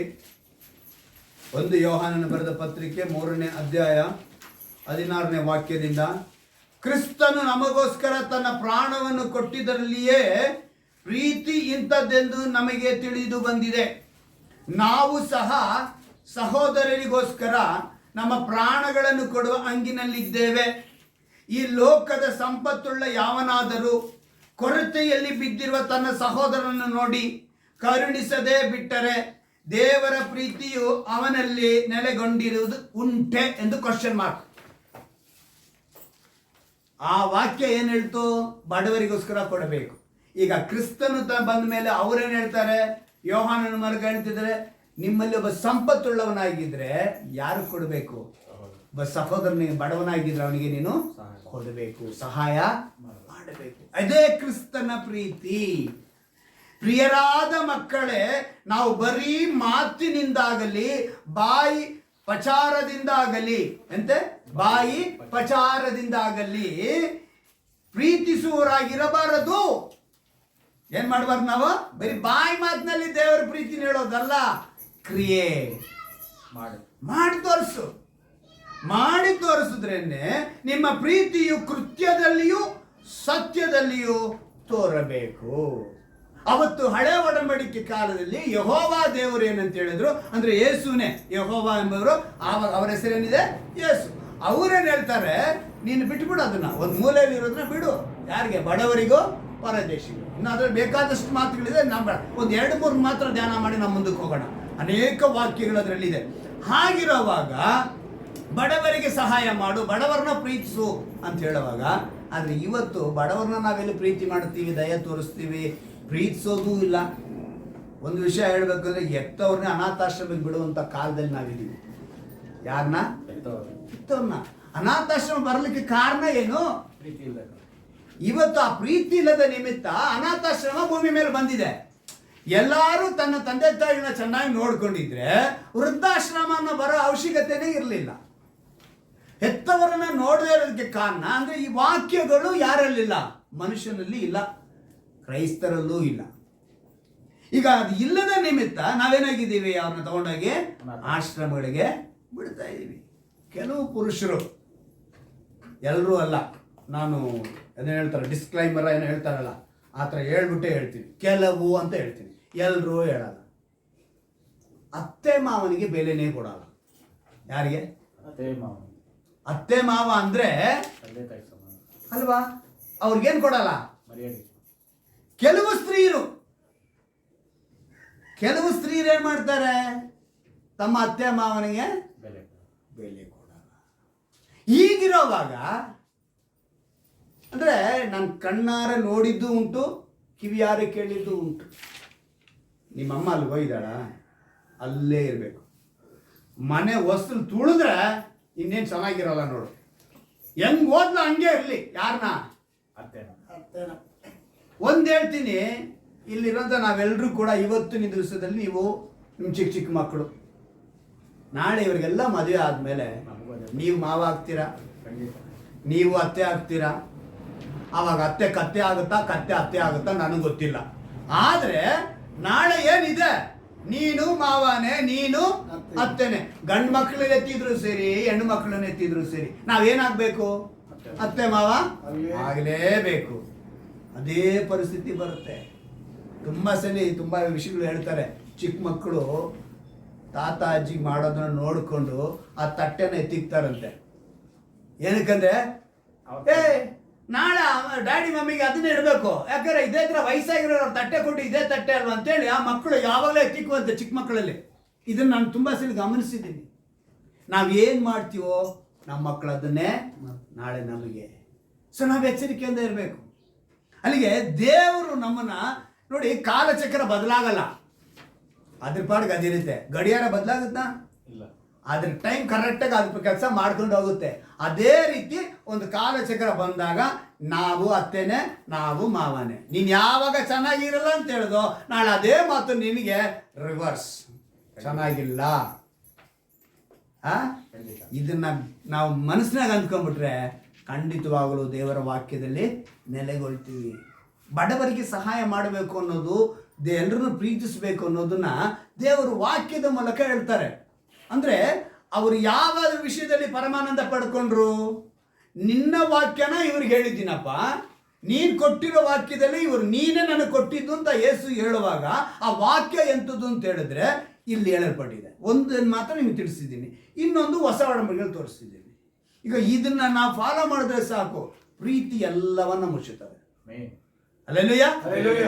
ಪ್ರಧಾನ ಆಜ್ಞೆ ಹೇಳ್ಬಿಟ್ರು ಅವರು, ನಿನ್ನಂತೆ ನಿನ್ನ ನೆರೆಯವನನ್ನ ಮುಗಿದಾಯ್ತು, ಇಡೀ ಸತ್ಯವಾದ ನೆರವೇರಿಸ್ತೀಯ ಅಂತ ಹೇಳ್ತಾರೆ. ಹಾಗಿರೋವಾಗ ನಾವೇನ್ ಮಾಡಲ್ಲ? ವಾಕ್ಯನ, ಯಾಕಂದ್ರೆ ವಾಗ್ದಾನ ಹೇಳಲ್ಪಟ್ಟಿದೆ, ನಾನು ಅವನ ಸಂಗಡ ಏನು ಬಂದು ತಟ್ಟೆಗೆ ಹಾಕೊಂಡು ಮುದ್ದೆ ಹಾಕು ಚಿಕನ್ ಹಾಕುಂತಾನ? ವಾಕ್ಯ ರೀ, ಅಕ್ಷಯ ಆಹಾರ, ವಾಕ್ಯವೆಂಬ ಆಹಾರ ನಿನ್ನೊಂದಿಗೆ ಊಟ ಮಾಡ್ತಾರೆ, ಅವರು ಹಂಚ್ಕೊಡ್ತಾರೆ. ಈಗ ಹೇಳ್ತಾ ಇರೋದು ಇದೇ ವಾಕ್ಯದ ಆಹಾರ. ನೀನ್ ಇದನ್ನ ಮಾಡಿದ್ರೆ ನೆಕ್ಸ್ಟ್ ನೀನ್ ಅವ್ರ ಜೊತೆಗೆ ಮಾಡ್ತೀಯ, ಅವ್ರ ಹತ್ರ ನೀನ್ ಕೇಳ್ತೀಯ ವಾಕ್ಯದೊಂದಿಗೆ, ಅವಾಗ ಅವ್ರು ನೀನೇನ್ ಮಾಡ್ತಾರೆ? ಆಶೀರ್ವದಿಸ್ತಾರೆ. ಬ್ಲೆಸ್ಸಿಂಗ್ ಆವಾಗ ಸಿಗುತ್ತೆ. ಬಾಲಿವುಡ್ ಸಿಂಗರ್ ಒಬ್ರು, ಬಾಲಕ್ ಮುಚ್ಚಲ್ ಅಂತ, ಎಷ್ಟು ಜನ ಗೊತ್ತು? ಒಂದು ಫೇಮಸ್ ಸಿಂಗರ್, ಬಾಲಿವುಡ್ ಸಿಂಗರು. ಆಕೆ ತನ್ನ 6 ವಯಸ್ಸಿನಲ್ಲಿ ಅವ್ರ ತಾಯಿ ಹೇಳ್ತಾರೆ, ಕಾರ್ಗಿಲ್ ಯುದ್ಧ ಸಮಯ ಆವಾಗ, ಕಾರ್ಗಿಲ್ ಯುದ್ಧದಲ್ಲಿ ನಮ್ಮ ತುಂಬ ಸೈನಿಕರು, ಆರ್ಮಿದವರು ಕಷ್ಟಪಡ್ತಿದ್ದಾರೆ, ಅವರಿಗೆ ಸರಿಯಾದ ರೀತಿಯಲ್ಲಿ ಹಣದ ಸಹಾಯ ಮಾಡೋಕ್ಕೆ ಆಗ್ತಾ ಇಲ್ಲ, ನಮ್ಮ ದೇಶದಲ್ಲಿ ಆ ರೀತಿಯಾದ ಒಂದು ಪರಿಸ್ಥಿತಿಯಲ್ಲಿ ಇದೆ ಅಂತ ಹೇಳುವಾಗ 6 ವಯಸ್ಸಿನಲ್ಲಿ ಅವಳು ಬೀದಿಯಲ್ಲಿ ಹೋಗಿ ಹಾಡು ಹೇಳೋಳಂತೆ. ಬೀದಿಯಲ್ಲಿ ಹಾಡು ಹೇಳ್ಬಿಟ್ಟು ಮನೆಗೆ ಹೋಗಿ ಹಾಡು ಹೇಳೋಳಂತೆ. ಹಾಡು ಹೇಳ್ಬಿಟ್ಟು ಹೇಳೋಳಂತೆ, ನಿನ್ನ ಕೈಯಲ್ಲಿ ಎಷ್ಟು ಸಿಕ್ಕ ಕೊಡ್ತಕ್ಕಾಗುತ್ತೋ ಅದನ್ನು ಕೊಡಿ ಅಂತ ಹೇಳಿ ದುಡ್ಡು. ಹಿಂಗೆ ಕೇಳೋರಂತ ಹುಡುಗಿ 6 ವಯಸ್ಸಿನಲ್ಲಿ. ಬಾಲಕ್ ಮುಚ್ಚಲು 6 ವಯಸ್ಸಿನಲ್ಲಿ ಹೋಗಿ ಹಾಡು ಹೇಳ್ಬಿಟ್ಟು ನನಗೆ ಕೊಡಿ ಅಂಥೇಳಿ ಕಲೆಕ್ಷನ್ ಮಾಡಿ ಕಾರ್ಗಿಲ್ ಯುದ್ಧದಲ್ಲಿ ಇದ್ದಂಥ ಆರ್ಮಿಗೆ 25,000 ಕೊಟ್ಟಿದ್ದಾಳಂತೆ. ಆ ಬುದ್ಧಿ ಆಕೆಗೆ ಹಂಗೇ ಬೆಳ್ಕೊಂಡು ಬಂದು ತನ್ನ ಬದುಕಿನಲ್ಲಿ ಬಡವರನ್ನ ನೋಡೋದು, ತುಂಬ ಹಾಸ್ಪಿಟ್ಲ್ ವಿಷಯಗಳನ್ನ ತಿಳ್ಕೊಂಡು ಕೊನೆಗೆ ತಾನು ಹಾಡಿದ್ನಲ್ಲಿ ಎಲ್ಲವನ್ನು ಕೂಡ ಬಡವರಿಗೆ, ಮುಖ್ಯವಾಗಿ 3,000 ಮಕ್ಕಳಿಗೆ ಹಾರ್ಟ್ ಆಪರೇಷನ್ ಮಾಡಿದಾಳಂತೆ. ಹಲ್ಲೆಲೂಯಾ. ಕಾರಣ ಏನು? ಬಡವರಿಗೆ ಸಹಾಯ ಮಾಡಬೇಕು. ಯಾರು? ಒಂದು ಅನ್ಯಳು. ಆದರೆ ಕ್ರೈಸ್ತರು ಅಂತ ಹೇಳಿಕೊಂಡು ಎಂಜಲ್ ಕೈಯಲ್ಲಿ ಕಾಗೆ ಓಡಿಸ್ತಿರೋಂಥ ಪರಿಸ್ಥಿತಿಯಲ್ಲಿ ನಾವು ಬದುಕ್ತಾ ಇದ್ದೀವಿ. ಯಾರಿಗೂ ಸಹಾಯ ಮಾಡಲ್ಲ. ನಮ್ಮ ಕೈಯಲ್ಲಾದರೆ ಒಂದು 100 ರೂಪಾಯಿ ಕೊಟ್ಟುಬಿಟ್ಟು ಕೊಡ್ತಾನೆ ಅನ್ನೋ ಭರವಸೆಯನ್ನು ಬಿಟ್ಟು ಸಹಾಯ ಮಾಡಿ, ಸಾಲ ಮಾಡಿ ಕೊಡಬೇಕು. ಅರ್ಥ ಆಯ್ತಾ? ಯಾರಿಗೂ ಸಹಾಯ ಮಾಡುವಂಥ ಪಾಸ್ಟ್ ಹೇಳಿದ್ರು ಅಂತೇಳಿ ಯಾರೋ ಬಂದ್ಬಿಟ್ಟು ನಾಳೆ ಒಂದು 50,000 ಕೇಳಿದ್ರು, ನಾನು ಹೋಗಿ ಜಾಮೀನು ನಿಂತು 50,000 ಇಸ್ಕೊಡ್ತೀನಿ ಅಂತ ಮಾಡಕ್ಕೆ ಹೋಗ್ಬೇಡಿ. ನಾನು ಅದನ್ನ ಹೇಳಿಲ್ಲ. ಜ್ಞಾನವಂತರಾಗಿರಬೇಕು. 5,000 ಕೊಡೋ ಜಾಗದಲ್ಲಿ 500 ರೂಪಾಯಿ ಬೇಕಾದ್ರೂ ಕೊಟ್ಬಿಟ್ಟು, ನನ್ನ ಹತ್ರ ಇವಾಗ 500 ರೂಪಾಯಿ ಇದೆ, ನಿನ್ನ ಕೈಯಲ್ಲಿ ಆದರೆ ಕೊಡು, ಇಲ್ಲಾಂದ್ರೆ ನಾನು ಬೇಡವೇ ಬೇಡ ಅಂತೇಳಿ ಸುಮ್ಮನಾಗ್ಬಿಡಿ. ಈ ರೀತಿ ಸಹಾಯ ಮಾಡಿ. ಅದನ್ನು ಬಿಟ್ಟು ಸಾಲ ಮಾಡಿ ಕೊಡಬೇಕು ಅಂತ ದೇವರು ಹೇಳಲಿಲ್ಲ. ಅದಕ್ಕೇನೆ ನಿನ್ನ ಕೈಯಲ್ಲಿದ್ದಾಗ ನೀನು ಕೊಡದೇ ಇದ್ರೆ ತಪ್ಪು ಅಂತೇಳಿ ಜ್ಞಾನೋಕ್ತಿಗಳಲ್ಲಿ ಹೇಳ್ತಾರೆ ದೇವರು. ಅಂದರೆ ಇವತ್ತು ನಾವು ತಿಳ್ಕೋಬೇಕು, ನಾವು ಹೇಗೆ ಸಹಾಯ ಮಾಡಿ. ನೋಡಿ, ಯೇಸು ಕ್ರಿಸ್ತರು ಭೂಮಿ ಮೇಲಿದ್ದಾಗ ಒಂದು ಕಾರ್ಯ ಮಾಡ್ತಾರೆ. ಲೂಕನು ಬರೋ ಸುವಾರ್ತೆ 13ನೇ ಅಧ್ಯಾಯ, ಲೂಕನು ಬರೋ ಸುವಾರ್ತೆ 13ನೇ ಅಧ್ಯಾಯ. ಇಲ್ಲಿ ಅವರೊಂದು ಬಡವರನ್ನ ನೋಡಿ ಕರುಣೆಯನ್ನು ತೋರಿಸುವಂಥ ಒಂದು ಘಟನೆ ನಡೆಯುತ್ತೆ. 13ನೇ ಅಧ್ಯಾಯದಲ್ಲಿ 10-11ನೇ ವಾಕ್ಯ ಗಮನಿಸುವಾಗ, ಒಂದಾನೊಂದು ಸಬ್ಬತ್ತಿನದಲ್ಲಿ ಆತನು ಒಂದು ಸಭಾಮಂದಿರದೊಳಗೆ ಉಪದೇಶ ಮಾಡುತ್ತಾ ಇದ್ದನು. ಅಲ್ಲಿ 18 ವರ್ಷಗಳಿಂದ ದೆವ್ವ ಬಡಿದು ಮೈಯಲ್ಲಿ ರೋಗವುಳ್ಳ ಒಬ್ಬ ಸ್ತ್ರೀ ಇದ್ದಳು. ಆಕೆಯು ನಡುಬುಕ್ಕಿ ಹೋಗಿ ಹಾ ಸ್ವಲ್ಪವಾದರೂ ಮೈಯನ್ನು ಹ್ಮ್. ಮೇಲೆ ಕೆತ್ತಲಾರದೆ ಇದ್ದಳು. ಹಾ ಯೇಸು ಆಕೆಯನ್ನು ನೋಡಿ ಹಾ. ಹತ್ತಿರಕ್ಕೆ ಕರೆದು ಹಾ. ಆಕೆಗೆ, ಅಮ್ಮ, ನಿನಗೆ ಈ ರೋಗ ಬಿಡುಗಡೆ ಆಯಿತು ಎಂದು ಹೇಳಿ ಹಾ. ಆಕೆಯ ಮೇಲೆ ತನ್ನ ಕೈಗಳನ್ನಿಟ್ಟು ಇಟ್ಟನು. ಇಟ್ಟ ಕೂಡಲೇ ಆಕೆ ನೆಟ್ಟಗಾದಳು. ಮುಗಿದೋಯ್ತಾ? ದೇವರ ಸಹಾಯ ಹೆಂಗಿರುತ್ತೆ ಅಂತ ಹೇಳಿದ್ರೆ ಇನ್ಸ್ಟಾಲ್ಮೆಂಟ್. ಅದಕ್ಕೆ ನಾನು ಯಾವಾಗ ಹೇಳೋದು, ದೇವರ ಒಂದು ಅದ್ಭುತ ಆಗಲಿ ಅವರ ಸಹಾಯ ಆಗಲಿ ಇನ್ಸ್ಟಾಲ್ಮೆಂಟ್ ಬೇಸಿಸ್ ಅಲ್ಲಿ ಇರಲ್ಲ. ಸ್ಪಾಟಲ್ಲಿ ಅವ್ರು ಮಾಡುವಂಥ ಕೆಲಸ. ಸಭಾಮಂದಿರಕ್ಕೆ ಬಂದಿದ್ದಾರೆ. ಎಲ್ಲಿ? ಸಭಾಮಂದಿರಕ್ಕೆ. ಸಭಾಮಂದಿರಕ್ಕೆ ಯಾವತ್ತು ಬರೋದು ಅವರು? ಸಬ್ಬತ್ ದಿನದಲ್ಲಿ ಬರ್ತಾರೆ. ಯೇಸು ಅದನ್ನ ಪಾಲನೆ ಮಾಡಿದವ್ರೆ. ಆದರೆ ಯೇಸು ಮರಣದ ನಂತರ, ಯಾವುದು? ಯೇಸು ಮರಣದ ನಂತರ ಆ ದಿವಸವನ್ನ ಬದಲಾಯಿಸಿದವರು ಯೇಸು ಕ್ರಿಸ್ತನ ಅನುಯಾಯಿಗಳಾದ ಶಿಷ್ಯರುಗಳಾದ ಅಪೊಸ್ತಲರು ಏನು ಮಾಡಿದ್ರು? ಯೇಸು ಕ್ರಿಸ್ತನು ನಮಗೋಸ್ಕರ ಪ್ರಾಣ ಬಲಿ ಮಾಡಿದ ನಂತರ ಅವರು ಪುನರುತ್ಥಾನ ಹೊಂದಿದ ವಾರದ ಮೊದಲನೇ ದಿವಸವನ್ನ ನಾವು ಆರಾಧನೆ ದಿವಸ ಮಾಡೋಣ ಅಂತೇಳಿ ಆದಿ ಅಪೊಸ್ತಲರ ಆರಂಭಿದ ದಿವಸವೇ ಇವತ್ತು ನಾವು ಮಾಡುವಂತ ಈ ಆರಾಧನೆ, ಭಾನುವಾರದ ಆರಾಧನೆ. ಹಲ್ಲೆಲೂಯಾ. ಆದ್ರೆ ಮೊದಲು ಎಲ್ಲಿತ್ತು? ಸಬ್ಬತ್ ದಿನ. ಅದೇ ಸಭಾಮಂದಿರಕ್ಕೆ ಹೋಗಿದ್ದಾರೆ. ಅಲ್ಲಿ ಈ ಅದ್ಭುತ ನಡೀತು. ಈ ಒಳ್ಳೆತನ ಮಾಡಿದ್ದಾರೆ. ಆದರೆ ಅಲ್ಲಿ ಸಭಾಮಂದಿರದಲ್ಲಿ ಅಧಿಕಾರಿಗಳಿರ್ತಾರಲ್ಲ, ಅವ್ರಿಗೇನಾಗಲಿಲ್ಲ, ಹೊಟ್ಟೆ ಕಿಚ್ಕೊಂಡ್ಬಿಡ್ತು. ನೀನು ಹೆಂಗೆ ಮಾಡಿದೆ ನೋಡಿ. ಯೇಸು ಅದಕ್ಕೆ ಒಂದು ಮತ್ತಾಯನ ಬರೆದ ಸುವಾರ್ತೆ ಒಂದು ಮಾತನ್ನು ಬರೆದಿದ್ದಾರೆ. 12ನೇ ಅಧ್ಯಾಯ 8ನೇ ವಾಕ್ಯ ಓದಿ. ಮತ್ತಾಯನ ಬರೆದ ಸುವಾರ್ತೆ 12ನೇ ಅಧ್ಯಾಯ 8ನೇ ವಾಕ್ಯ ಓದಿ. ಪಟ್ ಅಂತ ಓದಿ. ಮತ್ತಾಯನ ಬರೆದ ಸುವಾರ್ತೆ 12ನೇ ಅಧ್ಯಾಯ. ಹಾ, ಯಾರಂತ? ಮನುಷ್ಯ ಕುಮಾರನು ಏನಂತ ಹೇಳ್ತಿದ್ದಾರೆ? ನಾನು ಓನರ್. ಓನರ್ಗೆಲ್ಲಪ್ಪ ರೂಲ್ಸ್ ಮಾಡ್ತಿದ್ದಾರೆ ನೀವು. ಈ ಸಬ್ಬತ್ ದಿನಕ್ಕೆ ಯಾರು? ನಾನೇ ಓನರ್ ಅಂದ್ರೆ ಹೇಳಿದವ್ರು ಯಾರು? ಸೃಷ್ಟಿಕ್ರಮದಲ್ಲಿ 6 ದಿವಸ ಕೆಲಸ ಮಾಡಿ 7ನೇ ದಿವಸ ಏನ್ ಮಾಡ್ಬೇಕು ಅಂತ ಹೇಳಿದ್ರು? ವಿಶ್ರಾಂತಿ ದಿವಸ ಅಂತ ಹೇಳಿದ್ದು ನಾನೇಪ್ಪ. ಹೇಳಿದವನು ನಾನೇ, ಓನರು ನಾನೇ. ನನಗೆ ನೀವು ಹೇಳ್ತೀರಾ ಅಂತೇಳಿ ದೇವರು ಮಾತನಾಡಿದ್ರು. ದೇವರು ಕೆಲವು ಕಡೆ ತುಂಬ ಗಟ್ಸಾಗಿ ಮಾತಾಡಿದ್ದಾರೆ. ಬಿಟ್ಕೊಟ್ಟಿಲ್ಲ, ತನ್ನನ್ನು ಅವರು ಬಿಟ್ಕೊಟ್ಟಿಲ್ಲ. ಅವರು ಗಟ್ಸಾಗಿ ಮಾತಾಡಿದ್ದಾರೆ.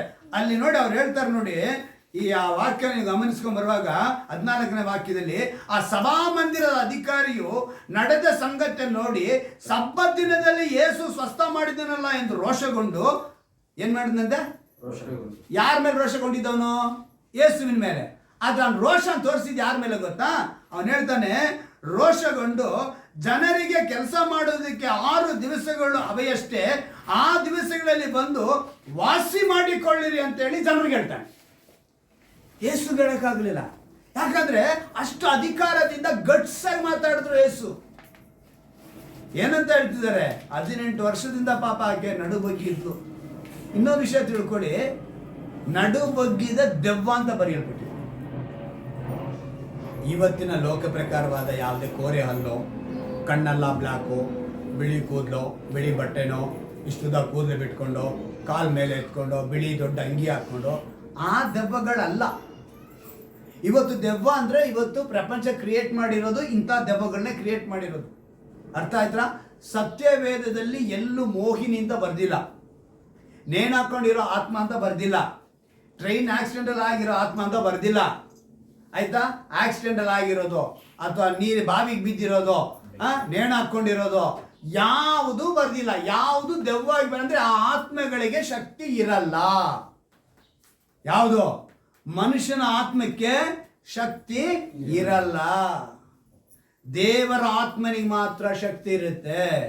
ಹಾಗೆ ದುರಾತ್ಮನ ಆತ್ಮದಿಗೂ. ಅದಕ್ಕೆ ಎಫೆಸದಲ್ಲಿ ಬರೆದಿದೆ, ನಾವು ಹೋರಾಡುವುದು ಮನುಷ್ಯ ಸಂಗಡ ಮಾತ್ರವಲ್ಲ, ಈ ಅಂಧಕಾರದ ಶಕ್ತಿ. ಅಂಧಕಾರದ ಶಕ್ತಿ ಆತ್ಮ ಯಾರು? ಸೈತಾನನು. ಅವನ ಆತ್ಮ ಏನ್ ಮಾಡುತ್ತೆ? ನೇಣು ಹಾಕೊಂಡಿರೋ ಹೆಸರಡಿ ನಮ್ಮ ಹತ್ರ ಬರ್ತಾನೆ. ಆದ್ರೆ ಅದಕ್ಕೆ ಭಯ ಪಟ್ರೆ ನೀನ್ ಎಲ್ಲಿಂದ ಬಂದೆ, ಯಾವಾಗ ಹತ್ಕೊಂಡೆ, ಈ ಲೋಕ ಪ್ರಕಾರ ದೇವ್ರಿಗೆ ಹೆಸರು ಹೇಳ್ತಾರೆ, ಈ ಹೆಸರು ಹೇಳ್ತಾರೆ, ಆ ಹೆಸರಲ್ಲಿ ನಾನು ಹೇಳೋದು ಬೇಡ, ಯಾಕಂದ್ರೆ ನಾಳೆ ಯೂಟ್ಯೂಬಲ್ಲಿ ಯಾರನ್ನ ನೋಡ್ರು ಅದಕ್ಕೂ ಪ್ರಶ್ನೆ ಮಾಡ್ಬಿಡ್ತಾರೆ. ಹೇಳ್ಬಿಟ್ಟು ಏನ್ ಮಾಡ್ತಾರೆ? ಜುಟ್ಟು ಹಿಡ್ಕೊಂಡು ಪ್ರಶ್ನೆ ಮಾಡೋದು. ಇವೆಲ್ಲ ನಡೆಯಲ್ಲ. ಯೇಸು ಕ್ರಿಸ್ತನು ಸತ್ಯವೇದದಲ್ಲಿ ಎಲ್ಲೆಲ್ಲಿ ಏನೇನು ಬಿಡಿಸಿದ್ದಾರೆ? ಕುರುಡು ದೆವ್ವ, ಮೂಕ ದೆವ್ವ, ಕುಂಟ ದೆವ್ವ, ಮೈ ನೆಟ್ಟಿಗಿಲ್ಲದಂಥ ದೆವ್ವ, ಹುಚ್ಚನಾಗಿದ್ದಂಥ ದೆವ್ವ. ಹೊಸನ ಮಿನಿಸ್ಟ್ರಿ, ಹೊಸನ ಗೊತ್ತಾ, ಏಸನ್ನಗಾರು, ಅವರು ಒಂದು ಕಾಲದಲ್ಲಿ ಹುಚ್ಚರ ಅಂತೆ. ತನ್ನ ಯೌವನ ಪ್ರಾಯದಲ್ಲಿ ಕಸದ ತೊಟ್ಟಿಯಲ್ಲಿ ಹಾಯ್ಕೊಂಡು ತಿನ್ಬೇಕಿದ್ರೆ ಒಂದು ಕಡೆ ಕೂಟ ನಡೀತಾ ಇದೆ. ಆ ಕೂಟದ ವಾಕ್ಯ ಇವರಿಗೆ ಸೆಳೆಯುತ್ತೆ. ಆ ಕೂಟಕ್ಕೆ ಹೋಗಿ ನಿಂತ್ಕೊಂತಾರೆ ಅಷ್ಟೇ. ಅಲ್ಲಿಂದ ವಾಕ್ಯ ಕೊಟ್ಟಿದ್ದ ಮನುಷ್ಯ ಇವ್ರ ಹೆಸರು ಹೇಳಿ ಕರೆದಿಲ್ಲ. ಅಲ್ಲಿಂದ ವಾಕ್ಯ ಇವ್ರನ್ನ ಮುಟ್ಟಿತು. ಈ ವಾಕ್ಯ ಮುಟ್ಟಿದ ಮನುಷ್ಯ ಸೀದಾ ಎಷ್ಟೋ ವರ್ಷಗಳು ಮನೆಯಿಂದ ಹೊರಗೆ ಬಂದು ಮನೆಗೂ ಅವ್ರಿಗೆ ಕಾಂಟ್ಯಾಕ್ಟೇ ಇರಲಿಲ್ಲ. ಅಂತ ವ್ಯಕ್ತಿ ಜ್ಞಾನ ಬಂದು ಮನೆಗೆ ಹೋಗಿ ಸ್ನಾನ ಮಾಡಿ ಅವತ್ತು ಹಿಡಿದವರು ಆ ಸೇವೆನ ಅದ್ಭುತವಾದ ಸೇವೆ ಮಾಡಿದ್ರು. ಇವತ್ತು ಹೊಸನ ಮಿನಿಸ್ಟ್ರಿ ಅಷ್ಟು ದೊಡ್ಡ ಮಿನಿಸ್ಟ್ರಿ. ಕಾರಣ ಏನು? ವಾಕ್ಯ ಒಳಗೆ ಹೋಯ್ತು. ಆ ವಾಕ್ಯದ ಪರಮಾನಂದ ಒಳಗೆ ಹೋಯ್ತು. ನಿನ್ನಲ್ಲಿ ನನ್ನಲ್ಲಿ ಆ ವಾಕ್ಯ ಒಳಗೆ ಬಂದು ಬಿಟ್ರೆ ನಮಗಿರುವಂಥ ಸಮಸ್ಯೆಗಳೆಲ್ಲ ನಮಗೆ ಸಾಸಿವೆ ಅಷ್ಟೇ. ಅದಕ್ಕೆ ದೇವರು ಹೇಳಿದ್ದು, ಸಾಸಿವೆ ಎಷ್ಟು ನಂಬಿಕೆ ಇದ್ರೆ ಬೆಟ್ಟನ ಕದಲಿಸಬಹುದು, ಸಮಸ್ಯೆನ ಕದಲಿಸಬಹುದು. ಅವಾಗ ದೇವರು ಸ್ಪಷ್ಟವಾಗಿ ನಮ್ಗೆ ಹೇಳ್ತಾರೆ, ನಾವು ಅದನ್ನ ಕೇಳ್ಕೊಳ್ತಾ ಇಲ್ಲ. ಅದಕ್ಕೆ ದೇವರು ಇವತ್ತು ಎಚ್ಚರಿಕೆ ಪಡಿಸಿರ್ತಾರೆ. ದೆವ್ವ ಅಂದರೆ ಯಾವ ರೀತಿ ಅಲ್ಲ. ಇವತ್ತು ನಾವು ತಿಳ್ಕೋಬೇಕು. ಈ ರೀತಿ ಮೈಯಲ್ಲಿ ನೆಟ್ಟಗಿಲ್ದವ್ರನ್ನ ದೇವರೇನು ಮಾಡಿದ್ರು? ಅದ್ಭುತ ಮಾಡಿ. ನಾವು ಅಷ್ಟೇ, ನಮ್ಮ ಸಭೆಯಲ್ಲಿ ಏನಾದ್ರು ಬಂತು ಅಂದರೆ ಸುಮ್ಮನೆ ಜುಟ್ಟು ಹಿಡಿದು ಮಾಡ್ಬೇಕಾದ್ರೆ ಅವಶ್ಯಕತೆ ಇಲ್ಲ. ಯೇಸುವಿನ ನಾಮದಲ್ಲಿ ಹೋಗು ಅಂದರೆ ಹೋಗ್ಬೇಕು, ಇಲ್ಲ ಅಂದರೆ ಸುಮ್ಮನೆ ಇರಬೇಕು. ಈಗ ನನ್ನ ಅನುಭವದಲ್ಲಿ ನಾನು ಹೇಳ್ತೀನಿ, ಇವತ್ತಿಗೂ ಯಾರು ಅಂತ ಅದ್ಭುತ ಮಾಡಿದವರೇ ಇಲ್ಲ ಸ್ಪಾಟಲ್ಲಿ. ಯಾರು ಸ್ಪಾಟಲ್ಲಿ ಅದ್ಭುತ ಮಾಡಿದವರು ಇಲ್ಲ.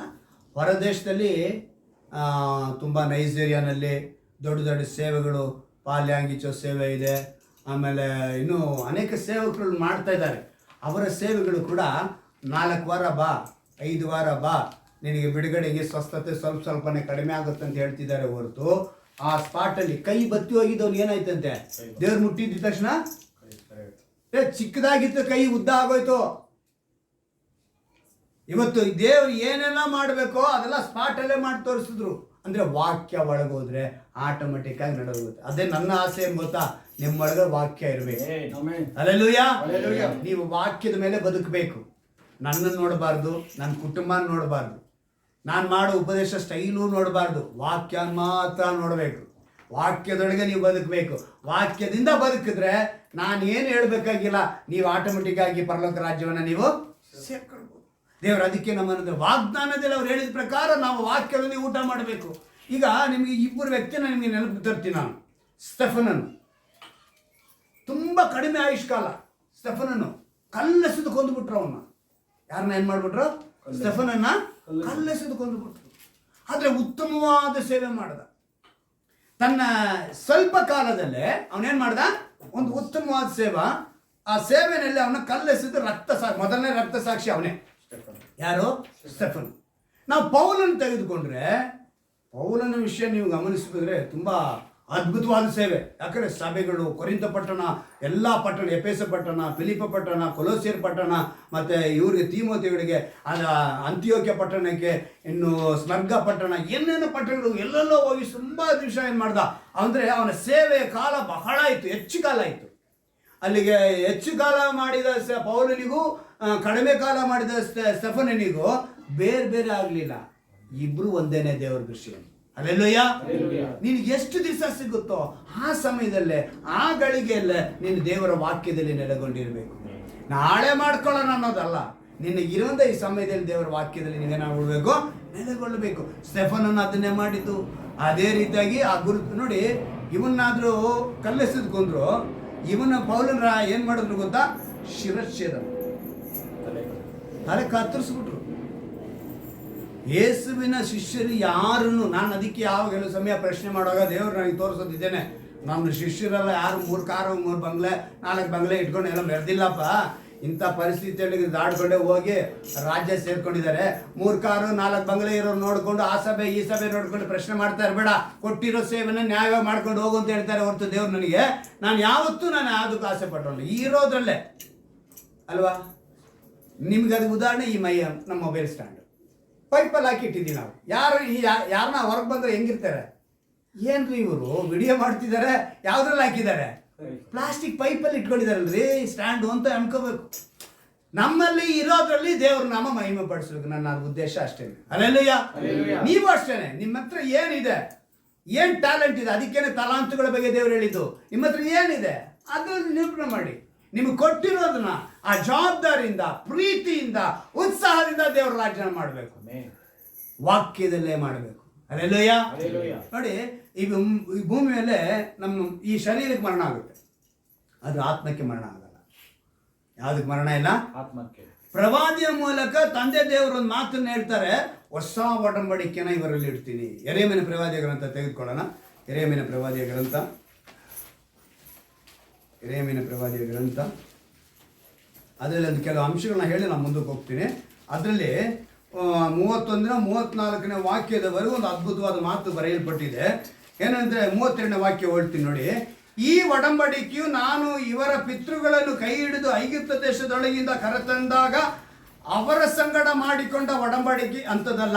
ಯೆರೆಮೀಯನಿಗೆ ಬರೆದ ಪತ್ರಿಕೆ 31ನೇ ಅಧ್ಯಾಯ 31ನೇ ವಾಕ್ಯದಿಂದ ನಾನು ಓದ್ತಾ ಇರೋದು. ಅಲ್ಲಿ ಹೇಳಲ್ಪಟ್ಟಿದೆ, ಯೆಹೋವನಿಂತೆನ್ನುತ್ತಾನೆ, ಆ ದಿನಗಳು ಬಂದ ಮೇಲೆ ನಾನು ಇಸ್ರಾಯೇಲ್ ವಂಶದವರೊಂದಿಗೆ ಮಾಡಿಕೊಳ್ಳುವ ಒಡಂಬಡಿಕೆಯು ಹೀಗಿರುವುದು, ನನ್ನ ಧರ್ಮೋಪದೇಶವನ್ನು ಅವರ ಅಂತರಂಗದಲ್ಲಿ ಇಡುವೆನು. ಯಾವ್ದನ್ನ ಇಡ್ತಾರಂತೆ? ಧರ್ಮೋಪದೇಶವನ್ನ ಅವ್ರ ಹೃದಯದಲ್ಲಿ ಇಟ್ಟುಬಿಡ್ತಾರೆ. ಇದೇ ಮಾತನ್ನ ಕುಮಾರನಾದ ಯೇಸು ಕ್ರಿಸ್ತನು 1 ಕೊರಿಂಥ ಪಟ್ಟಣಿಗೆ ಬರೆಯುವಾಗ ಪೌಲನ ಮೂಲಕ 11ನೇ ಅಧ್ಯಾಯದಲ್ಲಿ ಹೇಳ್ತಾರೆ ನೋಡಿ. 1 ಕೊರಿಂಥದವರಿಗೆ 11ನೇ ಅಧ್ಯಾಯ, ಅಲ್ಲಿ ಅವ್ರು ಯಾವ ರೀತಿಯಾಗಿ ವಾಕ್ಯನ ಇಡ್ತೀನಿ ಅಂತೇಳಿ ಅವ್ರು ಹೇಳ್ತಿದ್ದಾರೆ ನೋಡಿ. 1 ಕೊರಿಂಥದವರಿಗೆ 11ನೇ ಅಧ್ಯಾಯ, ನಾವು ಪ್ರತಿ ಕರ್ತನ ಪಂಕ್ತಿಗೆ ಮಾತನ್ನ ಹೇಳ್ತೀವಿ. 25ನೇ ವಾಕ್ಯ ಅವ್ರು ಹೇಳ್ತಾರೆ ನೋಡಿ. ಊಟವಾದ ಮೇಲೆ ಆತನು ಅದೇ ರೀತಿಯಾಗಿ ಪಾತ್ರೆಯನ್ನು ತೆಗೆದುಕೊಂಡು, ಈ ಪಾತ್ರೆಯು ನನ್ನ ರಕ್ತದಿಂದ ಸ್ಥಾಪಿತವಾಗುವ ಹೊಸ ಒಡಂಬಡಿಕೆಯನ್ನು ಸೂಚಿಸುತ್ತದೆ. ಈಗ ತಂದೆ ದೇವರೇನಂತ ಹೇಳ್ತಿದ್ದಾರೆ 32ನೇ ವಾಕ್ಯದಲ್ಲಿ, ನನ್ನ ಒಡಂಬಡಿಕೆನ ಅಂದ್ರೆ ಧರ್ಮೋಪದೇಶವನ್ನ ಅವರ ಹೃದಯದಲ್ಲಿ ಅಂತರಂಗದಲ್ಲಿ ಇಡುವೆನು. ಹೊಸ ಒಡಂಬಡಿಕೆ ಅವರು ಇಡ್ತಿದ್ದಾರೆ. ಇಲ್ಲಿ ಕುಮಾರನಾದ ಯೇಸು ಕ್ರಿಸ್ತನು ಕೂಡ ಹೊಸ ಒಡಂಬಡಿಕೆಯನ್ನ ಇಡ್ತಾರೆ. ಅವಾಗ ಅವ್ರು ಎಷ್ಟು ಆನಂದ ಪಟ್ಟಿದ್ದಾರೆ, ಆ ವಾಕ್ಯದಲ್ಲಿ ಕ್ರಿಸ್ತನ ಆನಂದ ಪಟ್ಟಿದ್ದಾರೆ. ಅದೇ ವಾಕ್ಯದಲ್ಲಿ ನಾವೇನ್ ಮಾಡಬೇಕು? ಆನಂದ ಪಡಬೇಕು, ಅದರೊಳಗೆ ಬದುಕಬೇಕು. ಪ್ರಕಟಣೆಯಲ್ಲಿ 20ನೇ ಅಧ್ಯಾಯದಲ್ಲಿ 4ನೇ ಅಧ್ಯಾಯದಲ್ಲಿ ಒಂದು ಮಾತು ಬರೆಯಲ್ಪಟ್ಟಿದೆ ನೋಡಿ. ಇದೇ 1000 ವರ್ಷದ ಆಳ್ವಿಕೆಗೆ ಈ ವಾಕ್ಯ ಬಹಳ ಮುಖ್ಯ ಎಂಬುದನ್ನು ಹೇಳುವಂಥದ್ದು. ಯಾಕಂದ್ರೆ ಆರಂಭದಲ್ಲಿ ನಾನು ಹೇಳಿದೆ, ಅವರು 1000 ವರ್ಷದ ಆಳ್ವಿಕೆಗೆ ನಮ್ಮನ್ನು ಸಿದ್ಧಪಡಿಸ್ತಾ ಇದ್ದಾರೆ. ಆ ಇದಕ್ಕೆ ನಾವು ಹೋಗ್ಬೇಕು. 20ನೇ ಅಧ್ಯಾಯದಲ್ಲಿ 4ನೇ ವಾಕ್ಯವನ್ನು ಗಮನಿಸುವಾಗ, ತರುವಾಯ ಸಿಂಹಾಸನಗಳನ್ನು ಕಂಡೆನು, ಅವುಗಳ ಮೇಲೆ ಜನರು ಕೂತಿದ್ದರು, ನ್ಯಾಯ ತೀರಿಸುವ ಅಧಿಕಾರವು ಅವರಿಗೆ ಕೊಡಲ್ಪಟ್ಟಿತು. ಇದಲ್ಲದೆ ಯೇಸುವಿನ ವಿಷಯವಾದ ಸಾಕ್ಷಿಯ ನಿಮಿತ್ತವಾಗಿಯೂ ದೇವರ ವಾಕ್ಯದ ನಿಮಿತ್ತವಾಗಿಯೂ ತಲೆ ಒರೆಸಿಕೊಂಡವರ ಆತ್ಮಗಳನ್ನು ಮೃಗಕ್ಕೂ ಅದರ ವಿಗ್ರಹಕ್ಕೂ ನಮಸ್ಕರಿಸದೆ ತಮ್ಮ ಹಣೆಯ ಮೇಲೆ ಮತ್ತು ಕೈಯ ಮೇಲೆ ಗುರುತು ಹಾಕಿಸಿಕೊಳ್ಳದೆ ಇರುವವರನ್ನು ಕಂಡೆನು. ಅವರು ಜೀವಿತರಾಗಿ ಎದ್ದು 1000 ವರ್ಷ ಕ್ರಿಸ್ತನೊಂದಿಗೆ ಆಳಿದರು. ಎಷ್ಟು ವರ್ಷ? 1000 ವರ್ಷ. ಈಗ ಪ್ರಕಟಣೆಯಲ್ಲಿ ಈ ಮಾತನ್ನ ದೇವರು ಸ್ಪಷ್ಟವಾಗಿ ಹೇಳುವಾಗ ಕೊರಿಂಥ ಪಟ್ಟಣಕ್ಕೆ ಇದೇ ಮಾತನ್ನು ಹೇಳಿರ್ತಾರೆ. ಎಷ್ಟಂತೆ? ಕೊರಿಂಥ ಪಟ್ಟಣಕ್ಕೆ. ಅದು ಏನಂತ ಹೇಳ್ತಾರೆ ಅಂತ ಹೇಳಿದ್ರೆ, ತಾನು 1000 ವರ್ಷ ಆಳ್ವಿಕೆ ಮಾಡ್ತೀನಿ ಅಂತ ಹೇಳ್ತಿದ್ದಾರೆ. ಯಾರು? ಯೇಸು. ಇವರ ಆಳ್ವಿಕೆ ನಂತರ ನೆಕ್ಸ್ಟ್ ಒಂದು ಆಳ್ವಿಕೆ ಯಾವ್ದು ಗೊತ್ತಾ? ತಂದೆ ದೇವರ ಆಳ್ವಿಕೆ. ಅದು ಕೂಡ 1000 ವರ್ಷ. ಅದರಲ್ಲಿ ಕೂಡ ನಮ್ಮನ್ನು ಸೇರಿಸ್ತಾರೆ ಅಂತ. ಕೊನೆಯದಾಗ ಆ ವಾಕ್ಯವನ್ನು ಓದೋಣ. 1 ಕೊರಿಂಥದವರಿಗೆ 15ನೇ ಅಧ್ಯಾಯ, 1 ಕೊರಿಂಥದವರಿಗೆ 15ನೇ ಅಧ್ಯಾಯ 24ನೇ ವಾಕ್ಯ. 1 ಕೊರಿಂಥದವರಿಗೆ 15ನೇ ಅಧ್ಯಾಯ 24ನೇ ವಾಕ್ಯ. ನೋಡಿ, ಬೇರೆ ಎಲ್ಲಾ ದೊರೆತನವನ್ನು ಎಲ್ಲಾ ಅಧಿಕಾರವನ್ನು ಏನಂತೆ? ನಿವೃತ್ತಿ ಅಂದ್ರೆ ರಿಟೈರ್ಮೆಂಟ್. ಯೇಸು ಕ್ರಿಸ್ತ ಏನ್ ಮಾಡ್ಕೊಂತಾರೆ? ರಿಟೈರ್ ಆಗ್ಬಿಡ್ತಾರೆ. 1000 ವರ್ಷ ಅವ್ರು ಆಳ್ವಿಕೆ ಮಾಡಿ ರಿಟೈರ್ಮೆಂಟ್ ತಗೊಂಡು ನೆಕ್ಸ್ಟ್ ಯಾರ ಕೈಲಿ ಕೊಡ್ತಾರಂತೆ ಹೇಳ್ಬಿಡಿ? ತಂದೆಯಾಗಿರುವ ದೇವರಿಗೆ ರಾಜ್ಯವನ್ನು ಒಪ್ಪಿಸಿ ಕೊಡುವಾಗ ಸಮಾಪ್ತಿ. ಹಲ್ಲೆಲೂಯಾ, ಹಲ್ಲೆಲೂಯಾ. ತಂದೆಯಾದ ದೇವರಿಗೆ ಏನ್ ಮಾಡ್ತಾರೆ ಅವರು? ಒಪ್ಪಿಸಿ ಕೊಡ್ತಾರೆ. ಸೊ ಇವತ್ತು ದೇವರು ನಮಗೆ ಅದನ್ನೇ ಹೇಳ್ಕೊಡ್ತಿದ್ದಾರೆ. ಆ 1000 ವರ್ಷದ ಆಳ್ವಿಕೆಗೆ ನಾನು ಹೇಗೆ ತಂದೆಯ ಚಿತ್ತವನ್ನ, ತಂದೆಯ ವಾಕ್ಯದಲ್ಲಿ ನಾನು ನೆಲೆಗೊಂಡಿದ್ದನೋ, ನೀವು ಹಾಗೆ ನನ್ನ ವಾಕ್ಯದಲ್ಲಿ ನೆಲೆಗೊಂಡು ನೀವು ಈ ವಾಕ್ಯದ ಮೂಲಕ ಪರಮಾನಂದ ಪಡುವರಾಗಿದ್ದು ನಾವೇನಾಗಬೇಕು? 1000 ವರ್ಷದ ಆಳ್ವಿಕೆಗೆ ಸಿದ್ಧರಾಗಬೇಕು. ಎಲ್ಲ ಮೊಣಕಾಲಾಕಿ ದೇವರೇ ನಮ್ಮನ್ನು ಸಿದ್ಧಪಡಿಸು ಅಂತ ಹೇಳಿ ನಾವು ಕೇಳೋಣವಾ? ಕ್ರಿಸ್ತನ ಆಳ್ವಿಕೆಗೆ, 1000 ವರ್ಷದ ಆಳ್ವಿಕೆಗೆ ತಂದೆಯ ಚಿತ್ತ, ಆತನ ವಾಕ್ಯವನ್ನು ಕೈಗೊಂಡು ಆತನಲ್ಲಿದ್ದ ಆನಂದವು ಪರಿಪೂರ್ಣವಾಗುವಂತೆ, ತಂದೆಯ ರಾಜ್ಯಕ್ಕೆ ಸೇರುವಂತೆ ನಾವು ಸಿದ್ಧರಾಗಬೇಕು. ಸಿದ್ಧರಾಗೋಣ. ದೇವರ ಮಾತು ಹೇಳಲ್ಪಟ್ಟಿದೆ, ವಾಕ್ಯದಲ್ಲಿ ನೆಲೆಗೊಂಡರೆ ಆತನು ನಮ್ಮ ಸಂಗಡ ಊಟ ಮಾಡುವನು, ನಾವು ಸಹ ಆತನೊಂದಿಗೆ ಊಟ ಮಾಡಲು ಸಾಧ್ಯ. ಎಲ್ಲರೂ ಕೇಳೋಣವಾ? ಎಸಯ್ಯ ಸ್ತೋತ್ರಪ್ಪ, ನಿನ್ನೊಂದಿಗೆ ವಾಕ್ಯದೊಂದಿಗೆ ನಾವು ಊಟ ಮಾಡುವಂತೆ, ವಾಕ್ಯದ ಆಹಾರವನ್ನು ಪಡೆದುಕೊಳ್ಳುವಂತೆ ನೀನು ವಾಕ್ಯದಿಂದ ನಮ್ಮನ್ನು ಬಲಪಡಿಸಿದ್ದಕ್ಕಾಗಿ ಸ್ತೋತ್ರ ಕರ್ತನೆ. ನಾವು ವಾಕ್ಯದಲ್ಲಿ ನೆಲೆಗೊಂಡಂತೆ ಕರ್ತನೆ, ನಿನ್ನಲ್ಲಿ ನೆಲೆಗೊಂಡವರಾಗಿರುವಂತೆ ಕೃಪೆ ಮಾಡಿಕೊಡು. 1000 ವರ್ಷದ ನಿನ್ನ ಆಳ್ವಿಕೆಗೆ ನಾವು ಸಿದ್ಧರಾಗಬೇಕು ಕರ್ತನೆ.